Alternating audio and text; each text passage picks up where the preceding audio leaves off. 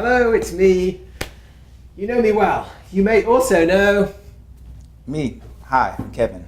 You might know me as Kevin for one on discussion forums. Hi, I'm Damien. On the discussion forums, I'm DJ Rochford. And I'm Ryan Duty. I'm Ryan Duty on the discussion forums. So, discussion this week has been awesome. We very much enjoyed it. And what we thought we'd do now is take some of the points that you've made and discuss them here, in public, so to speak. Several of you are worried by premise 3 of Roger White's fine-tuning argument for the existence of God. That argument, I remind you, goes like this.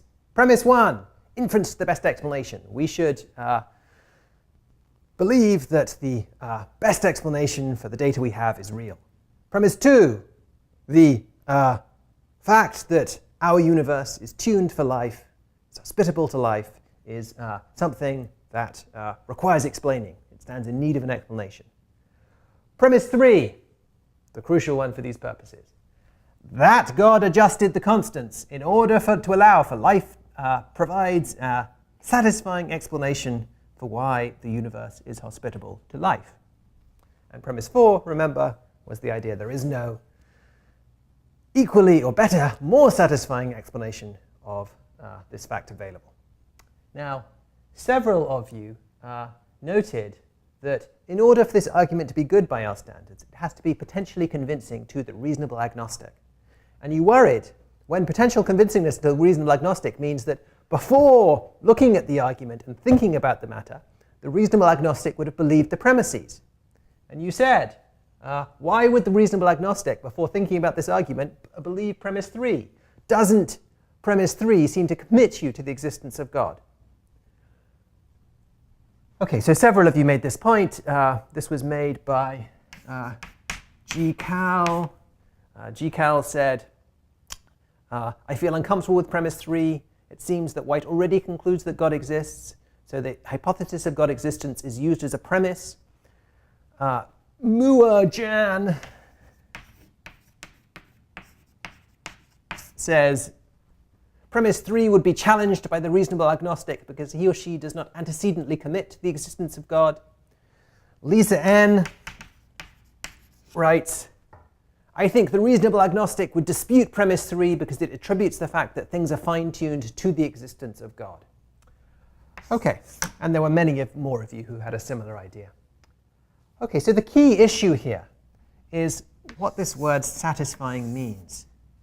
Does your finding an explanation of some data satisfying depend on your believing before you were confronted with the data that the explanation was true? And Roger White is going to say, I'm not using the word satisfying in such a way that your finding the explanation satisfying depends on your antecedently believing in it. And that's not so unintuitive as a way of thinking about what makes an explanation satisfying.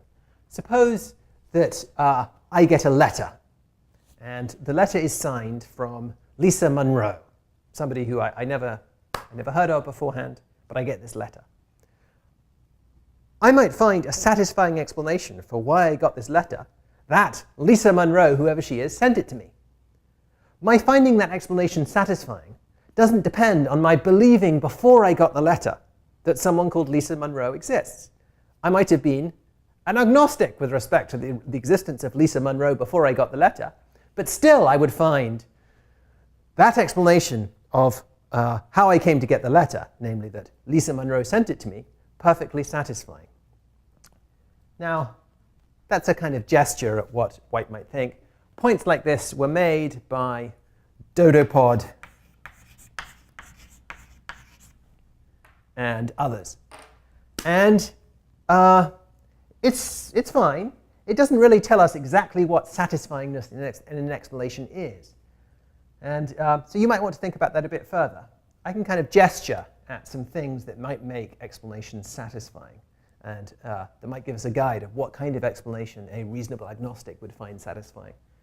So White says that, well, he doesn't exactly say this, but he has us think that what makes an explanation satisfying is that upon believing the explanation, the data no longer seems mysterious. Before you had this explanation, it seemed mysterious. Why are things this way rather than some other way? You get the explanation, and then the data no longer seems mysterious. That's one feature that a satisfying explanation has. So the idea is that if the reasonable agnostic were to believe that there were a God who selected, who chose the constants so as to create a universe that was hospitable to life, that would explain for the reasonable agnostic why the constants were hospitable to life. It would no longer seem like a mystery to the reasonable agnostic that the constants were hospitable to life.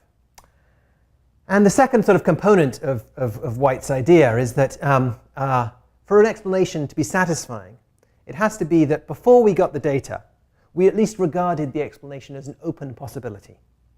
We regarded it as the sort of thing that might possibly be true. And White would say, before the reasonable agnostic gets the data, namely observing that the constants of physics are fine-tuned for life, the reasonable agnostic does regard the God hypothesis as an open possibility. Thinks it's possible there's a God, it's possible there's no God. I'm open-minded. That's what makes me an agnostic.